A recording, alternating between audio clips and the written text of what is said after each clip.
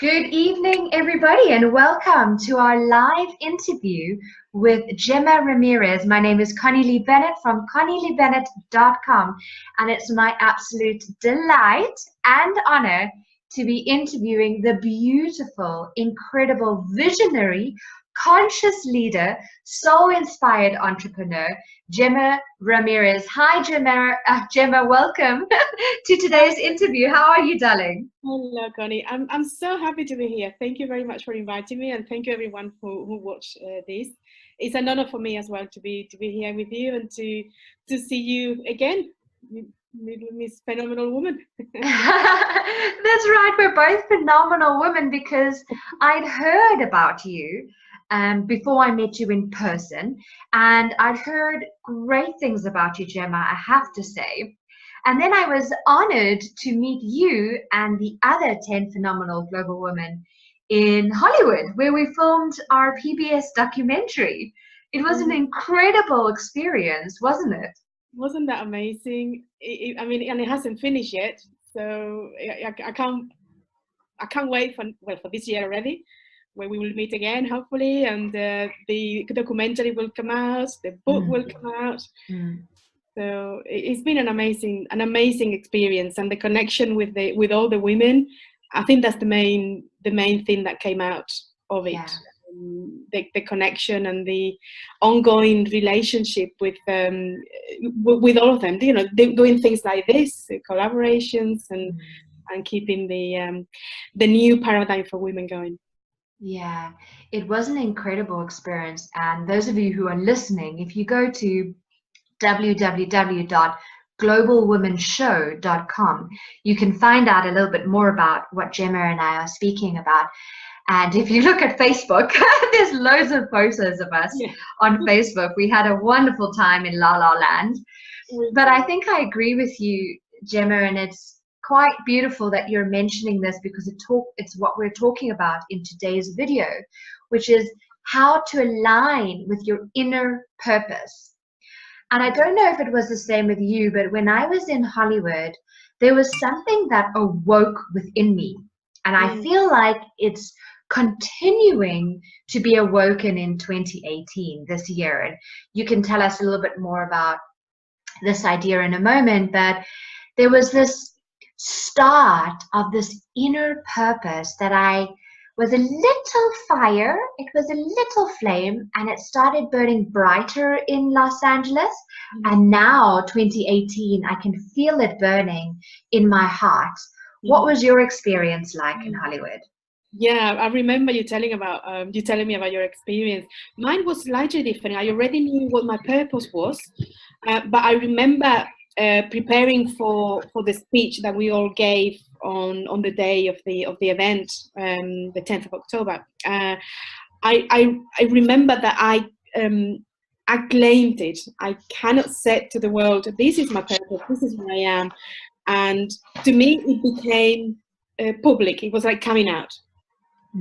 And I'm all about conscious leadership. It's my vision and it's my sole purpose that everyone embraces conscious leadership. And I remember being in a training course last year, and I already had my website all prepped with all the conscious leadership stuff, and I was telling all people about my vision. And then during that course, I had to step into leadership roles for some of the games that we were doing.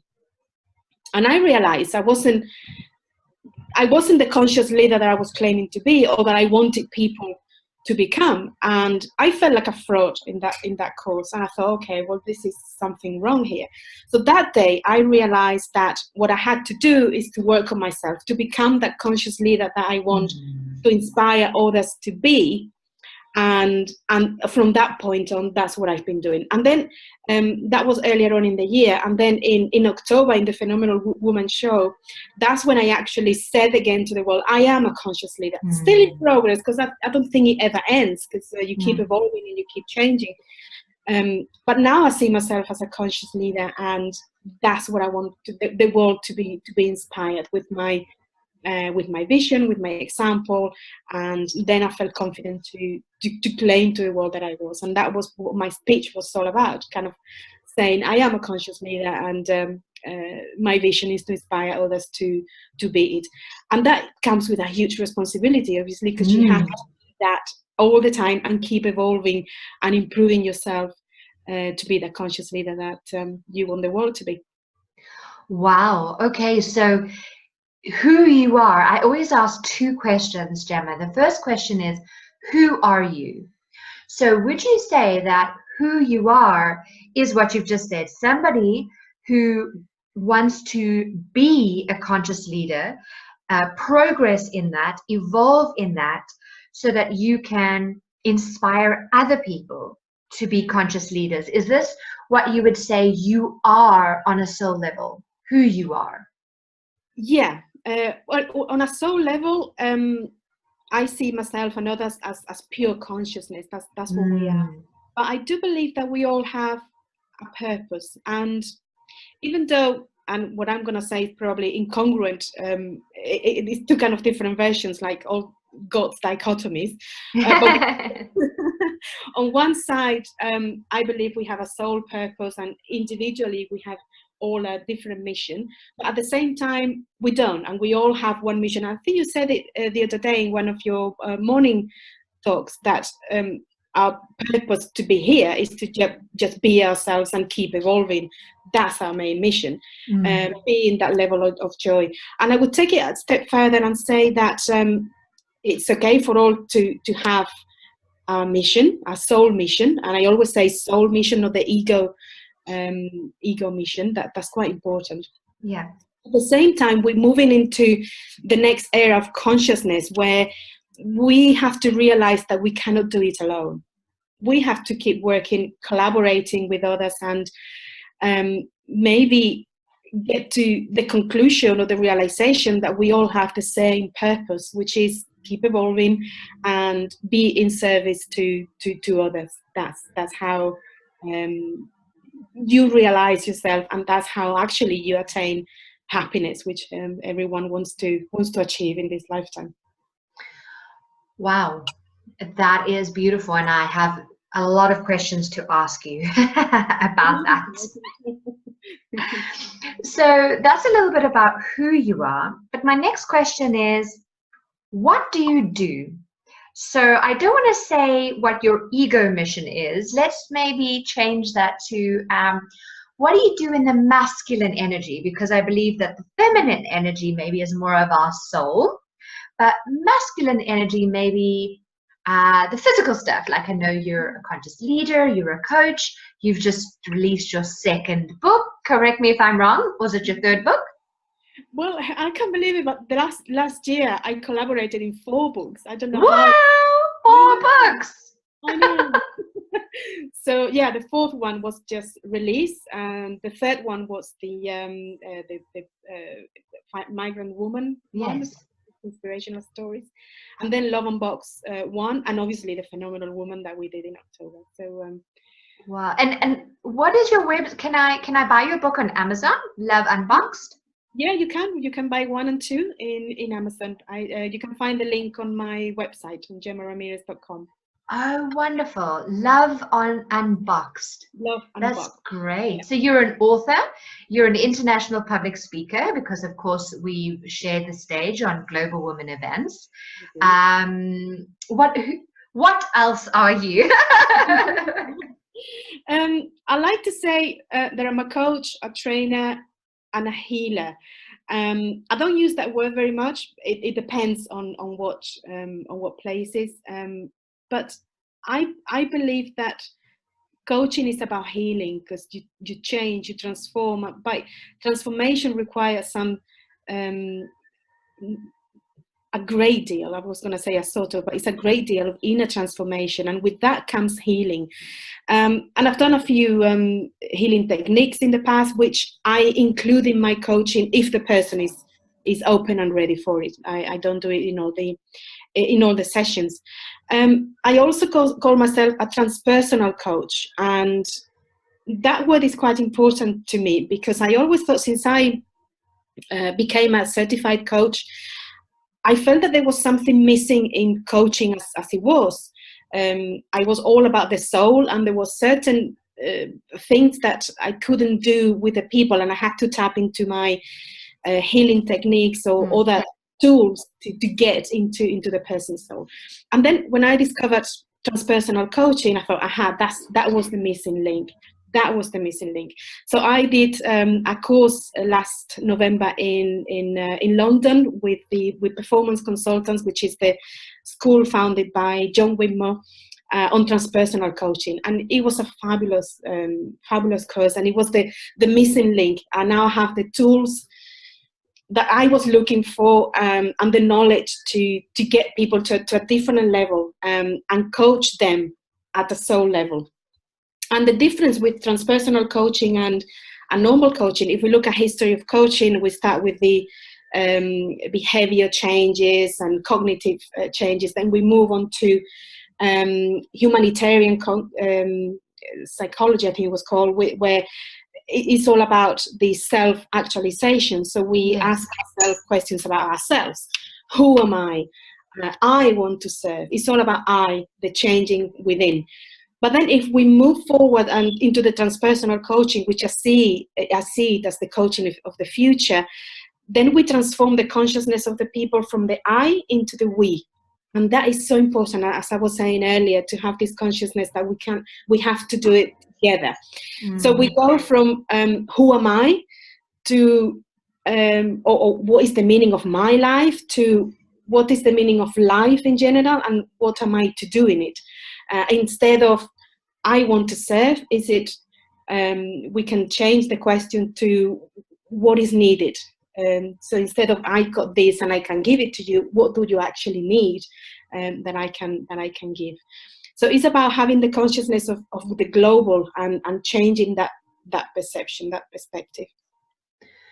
Wow, that's powerful. So I know you can share some amazing insights on my next question, which is, how can we align with our inner purpose?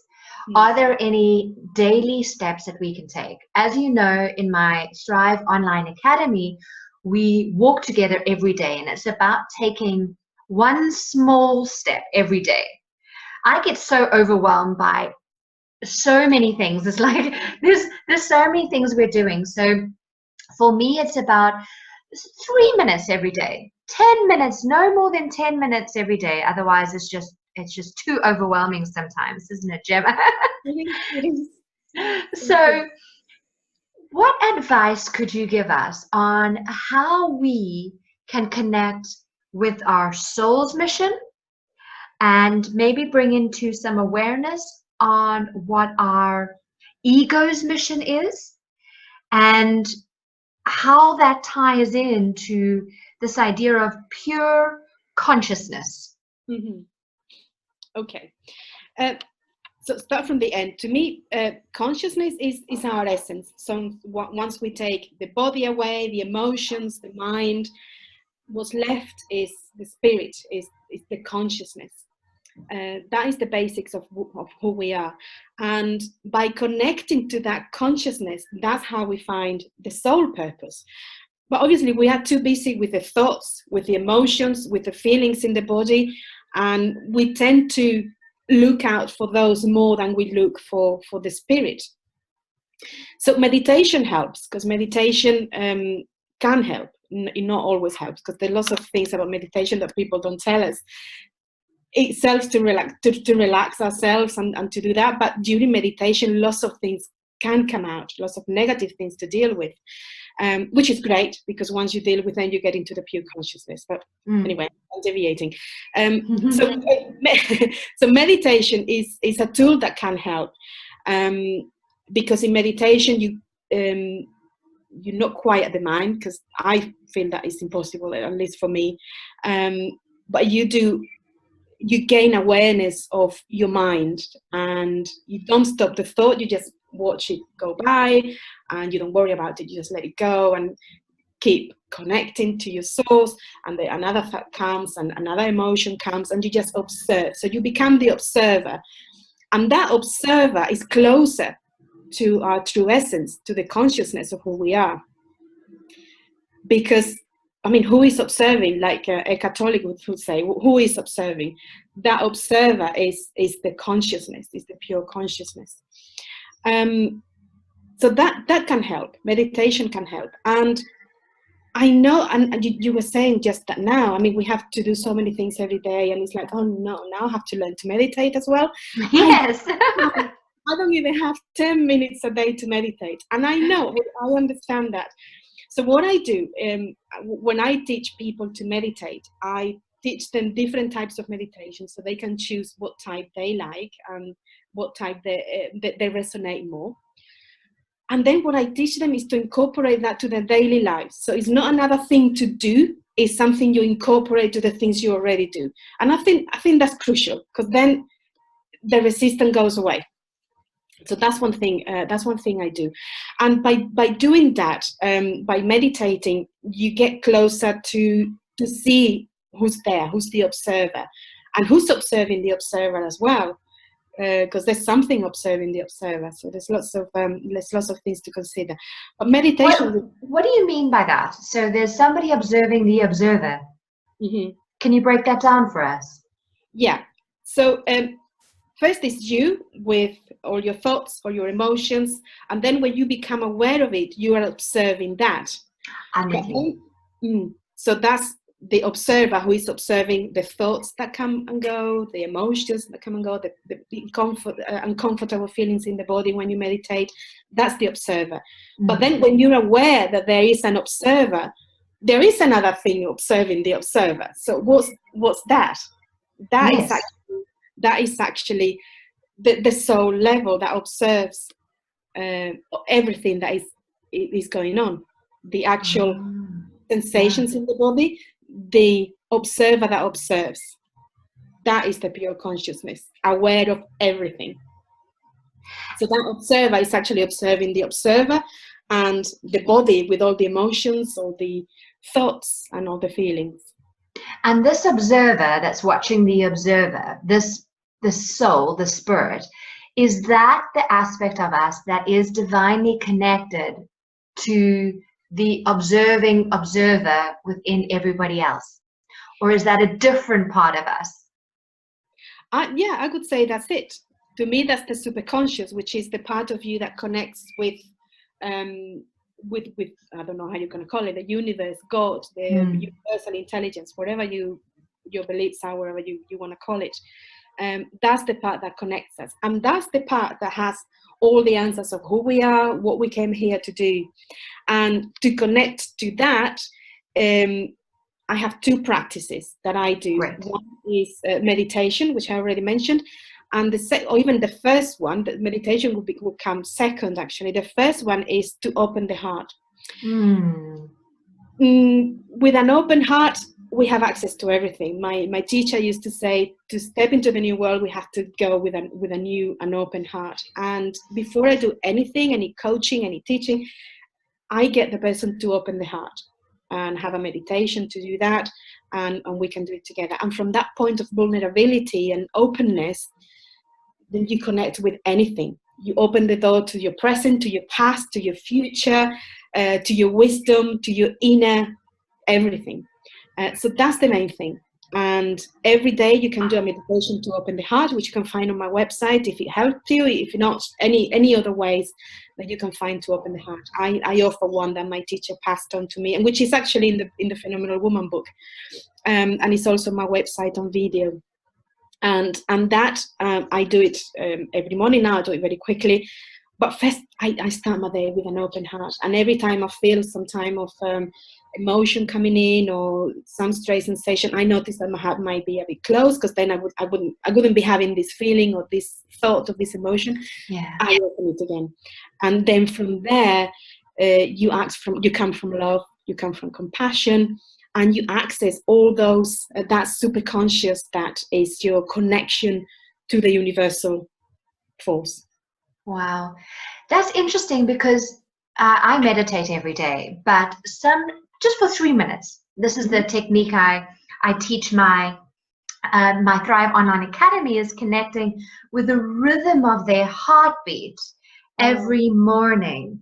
And because I believe that our heartbeat our soul speaks to us through our heart.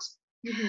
So what is interesting about what you're saying is that sometimes when I meditate and I'm connecting with my heart, my head is like, and I'm like, oh my God, I got this, and I'm like, oh, okay, thoughts. But if I were to set the intention beforehand, before sitting and connecting with my heart, to open my heart, like you were saying, to invite and to connect Mm-hmm.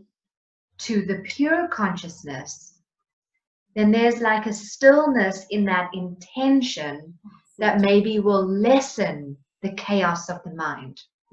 Yeah. Does that resonate? Absolutely. That's exactly what happens. That's the only way. Because then what happens is the heart opens and it takes over. And then the mind becomes the servant of the heart, which is how we're supposed to live each day. People go about running their lives with the mind on full gear, and that's great. But we know now that having heart coherence with the mind, that's the way forward. And there are lots of scientific, I'm quite pleased to say that it's not spiritual kind of new agey thing anymore. There are scientific proof that they've proven that by having heart coherence, which means the heart and the mind resonate at the same rhythm, yes, people are less stressed and they perform better. And they come from the intuition, and the intuition never fails. The proper intuition, because sometimes we mix the intuition with thoughts from the mind that remind us of how it happened before. And that is proven. There's lots of books written about it and scientific experiments done that prove that. So by living from the heart, that means having the heart open, coming from love, from that purity that we are. Exactly like you said, the soul lives in the heart. So that means that the soul is not anywhere to not be seen, it's actually in our heart. We are who we truly are. We are aligning with who we are just by opening the heart. So, number one, we open up the heart, and in that pure intention of opening up the heart, we align with our inner purpose. And then the mind becomes the servant, and the mind then thinks in alignment with the heart congruency, in alignment with the heart congruency. Yeah. And then two, we carry that heart congruency into our everyday life. Yeah. That vibration of meditation, like you were saying, is the second step in our everyday life. Yeah, exactly. And it's great to be able to incorporate meditation in everything you do, and get the habit. If people who are listening to us today, if you want to incorporate a new habit into your life this new year, my advice could be to incorporate the habit of being in awareness of how you're feeling, of how you're thinking, of what are your emotions, and then you can shift them instead of carrying on in that mood. I mean, you can choose to be angry or not, but then it's your choice. You do it consciously. That's being a conscious leader. So you sit there for a minute. Oh my God, I'm feeling sadness or anger, whatever it is. Just sit there for 10 seconds, breathe in, stop whatever you're doing, and decide, I don't want to be angry anymore, or I don't want to be sad anymore. And that's it. 10 seconds meditation, just stop and breathe. That's it. And it will go away. Reopen your heart, feeling the sensations around your heart. You will see there is a little tension there. And you can use different techniques, like the ones you give your viewers, or my meditation, whatever they can use to reopen the heart again and keep going with your day. And that's a great habit to have, because it will actually give you a better life, quality of life, by leading your life from your heart. Well, what would be perfect is if they listen to your heart meditation, Gema, and then they listen to my video after that. Okay. That would be perfect. That would be perfect collaborative synergy. Yeah, we incorporate the two techniques, and they can choose what they like, or maybe they can use them both. That would be. I think it's both, isn't it? It's taking the gem and that which the gem, the Gema. taking the diamond from all the different aspects of our lives. I think this is what happens when we meditate throughout our day, is we take on the gems of our day. We take on the learnings. We take on what has been in alignment today with my inner purpose and what has not been. And what advice would you give us in our everyday life when we're meditating and we're being consciously aware, but then we realize, you know what, X is not in alignment with my inner purpose? Like, how do we begin to shift direction, like change our direction to be more in alignment with our purpose? Because the reason I ask that is, it's great for us to say, open our hearts and connect with the vibration. And we're like, okay, well, I want to be free. For me, it's about being free and in peace. But how do I move that from the feminine energy into the masculine energy? Does that make sense to you? Totally. How could we do that? That's a good one, because we tend to be either in the doing mode, which is the masculine energy, or the being, which is the flow, feminine. Oh, this is great. And the key thing is to have to find the balance and being able to do both at the same time, or to move from one to the other as we need to. So I think, again, by being aware of how we're feeling, that is the main thing. Having the heart open and stop, breathe and meditate when you find yourself in a mental turmoil or in some sort of incongruency. That's the main thing. And then once we have the heart open and we are calm and we are connected to our soul, that's when insights start to come in. So we can ask questions. So what is my soul purpose? What am I here to do? Or even better, what is there? What is needed out there that I can serve them with? That is even a higher level of consciousness that we can questions that we can ask ourselves.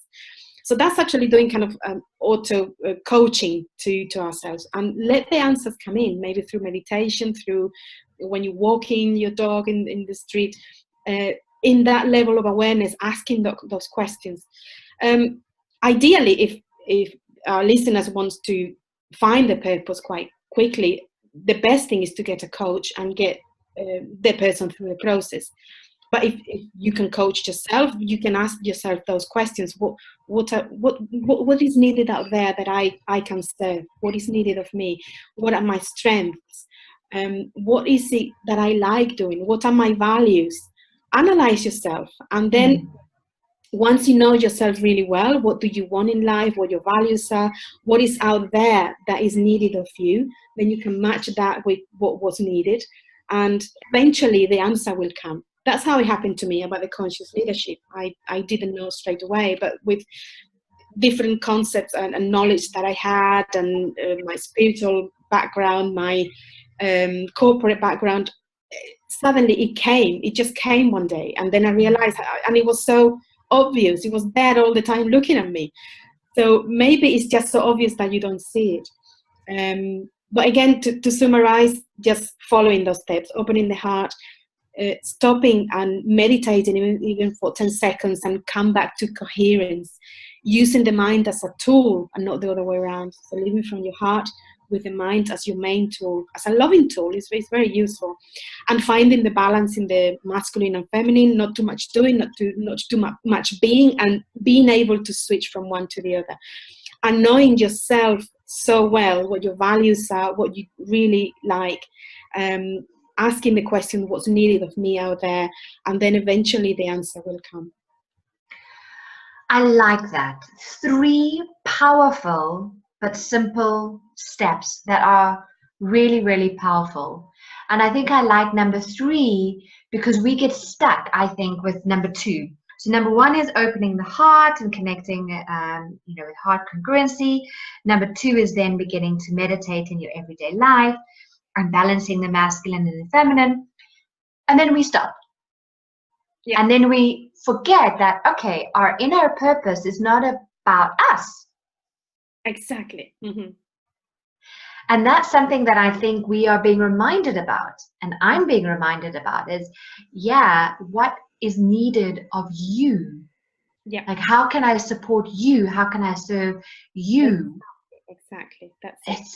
Isn't that like, oh, like a light bulb moment in your listening, viewers? Like, for me, it's just that I need to remind myself all the time when I get stressed, because I get stressed like, oh, I'm not as good enough, I'm not good enough, you are so much better than I am. Comparing myself with you or with everyone else versus how can I serve you? Exactly. Exactly. I And love that. that brings you into a state of humbleness. The mind stops because you're not thinking about you. What do I want? I feel this, I want this, and this is not happening. Stop there. Stop there and serve. Serve. And that is the basics of happiness as we look for it. But to reach that point of understanding, you need some inner work before, because yeah, it's okay to say I'm serving, but how can I serve if I don't know what my purpose is, or if I'm feeling this, I'm not feeling that, and I have this huge problem in my life, and we tend to concentrate on those things. So lots of inner work might be needed before that realization actually makes sense to some of our viewers. It might be not. It might be a huge eye-opening, and I'll be very happy for that. But if it doesn't make sense, or if it takes a long time to do it, that is the goal. That is the next level of consciousness, where we are all actually working towards, from the I, what do I want to do, how can I serve, to what is actually needed out there, what that life mean in general, and how do I fit into the whole thing with other people. So they're coming together. I was talking, one of my business partners and friends is Michael Wolff. He's the founder and owner of Freedom Within, and he has a technique that he created himself called quantum shift. And I asked him yesterday, people are going to ask me about the purpose and all that, and he said, just tell them that the purpose is just going from the I to the we. Leave the I behind and going into the we. That's actually how we heal the world, because and he says on his website, we all want to do it. We all want to change the world, and we know that we cannot change the world. We can only change ourselves. But the way we heal and change the world is not only by changing ourselves, but by teaching or leading or coaching other people to change themselves and to change others. So we're always thinking of other people. How can I transform one person so that this person thinks of we instead of I, and this person creates a huge project that actually changes the lives of many rather than just his or her life. So getting into that consciousness is how we come together as one. We already are one, but that's how we shift the consciousness into oneness and support each other. Wow, I am speechless. That is amazing, Gemma. Really, really beautiful words. I can feel that you opened your heart before this interview. Yeah, well, I don't even have to do it anymore, because it's kind of open most of the time. Sometimes I go down. I mean, we all go down. And I had a couple of days before, maybe all this Christmas food that your vibration down. But yeah, I don't have to go through a huge process or a long meditation to do it. I just stop. Hang on, this is not working. What am I doing? And just bring the awareness into myself, and just with the intention of opening the heart, it opens immediately. And obviously being with someone like you helps. Aw, thank you. I accept that beautiful compliment. Okay, so we've got one question from one of our listeners before we go. And this question is about DNA activation and the 12 strands of DNA that I don't know much about, but I know, Gemma, you know a little bit about. So I wanted to ask you so that you can bring some more clarification on that. We were speaking a little bit about it in my Thrive Online Academy earlier on this week. and this idea of how when we connect with our pure consciousness, we're actually connecting with energetic DNA. Mm-hmm. What are your thoughts on how to align with our purpose by activating, and even if it's necessary to activate, our energetic DNA? Mm-hmm. Yeah. Well, I believe that I'm not an expert at either on DNA, but I have a little knowledge of some healing techniques that I did in the past. That this energetic DNA is the blueprint that we bring to these bodies that we have, and is the basics of the actual physical DNA that we have. That's what I believe. Don't take me as an expert, check it, but that's how I feel intuitively. Great. So that blueprint is what we bring, but then that DNA in our body might change. I mean, if I tell people that by exposing ourselves to radiation, the DNA changes, people will believe that because it's something physical. But also the DNA changes when we have this programming from our childhood, from our parents, from the school, whatever, that changes the way we actually are. And we incorporate programming, some beliefs and things like that, that makes a different person to who we were. And that actually changes the DNA as well. So the physical DNA might be different to the original blueprint that we brought. So how do we change this DNA that has been, manipulated with the beliefs or the environment that we live in? Well, again, by doing the 3 steps, by finding our purpose, by opening our hearts, by finding the limiting beliefs that we have adopted, by finding that inner core wound that we might have had from childhood that we carry and is marking our lives. And I was asking Michael yesterday about this. I said, you know, they're going to ask me about DNA activation. Do you have any information, any examples to give me? And he said, yeah, well, you know, imagine that there's a woman who has breast cancer, and then the belief is that if she has a daughter, the daughter will be more prone to have breast cancer because it's in the genes. That's a belief. That is not, it could be true. I don't know if it's true or not, but it's a belief as well. So by changing that belief that you are more genetically prone to have that illness because your mother had it, you're going to have it. And you are programming yourself to have it. So change that belief. And that is going beyond the normal beliefs that we have on a daily basis, and it's quite profound to change those deep in programming that we get from the outside world. So by changing those beliefs, by changing the thoughts, by changing the behaviors, by changing the identities, ultimately we change that DNA and we take it back to the original blueprint that is actually our spiritual DNA. That's my belief. Yeah, that's what I feel it is. I just love being on this journey, Gema. There's just so much to explore. I always talk about going deeper and deeper into this beautiful well of our awesomeness.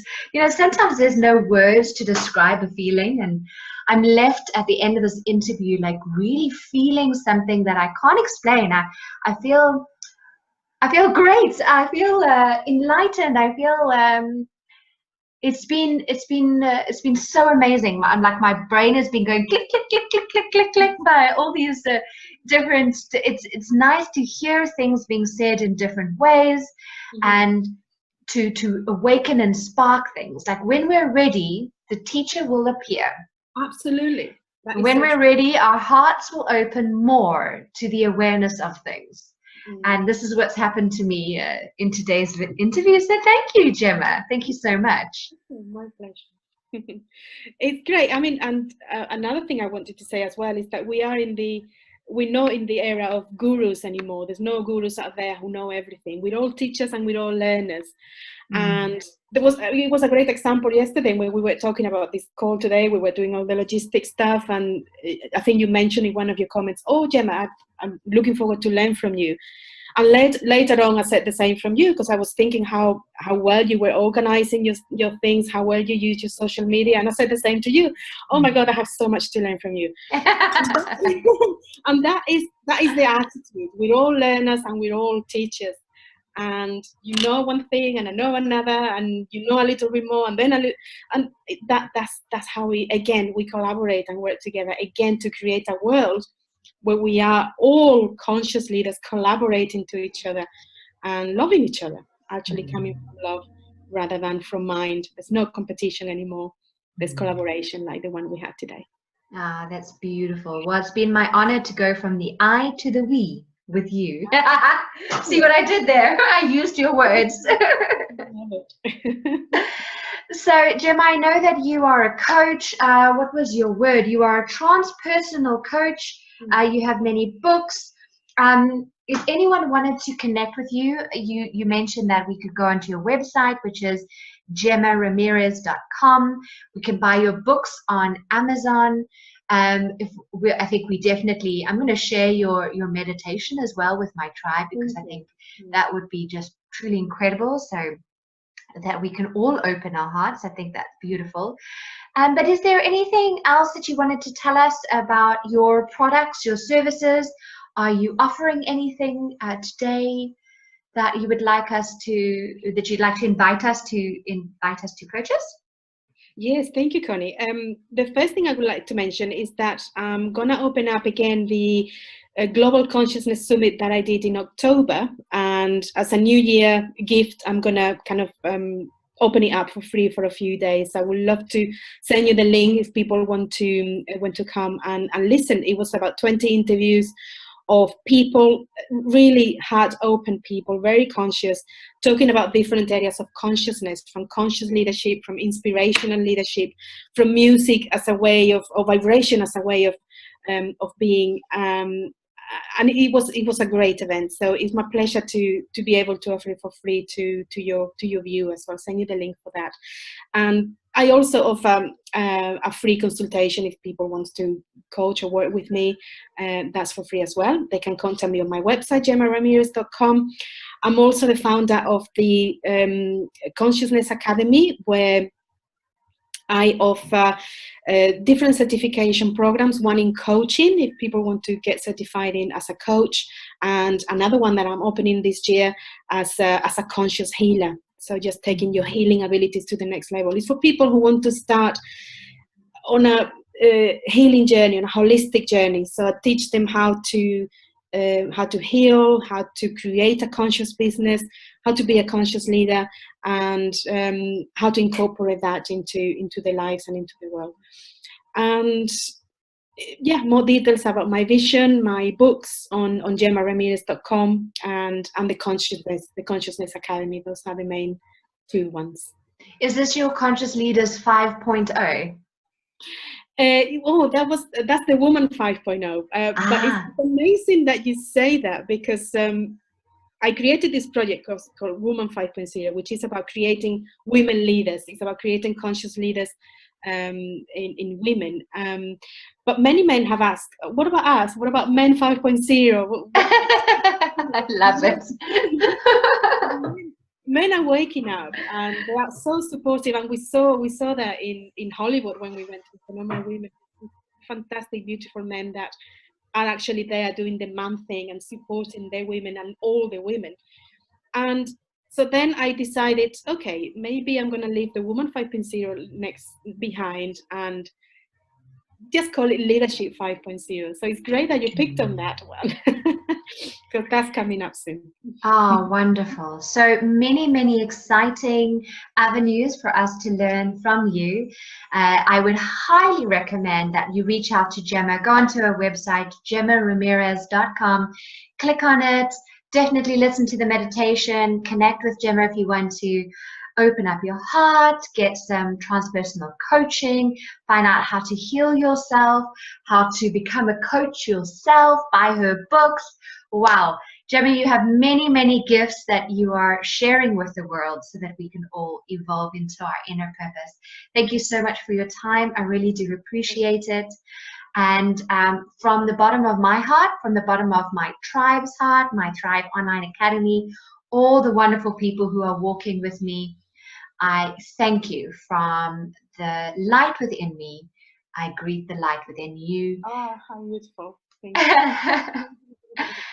And as always, those of you who are listening, the light within me greets the light within you, as I wish you all namaste and have a wonderful journey.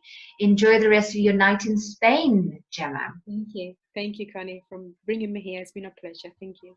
Thank you so much, everyone, for listening. And wherever you are in the world, namaste. Cheers, everybody. Bye.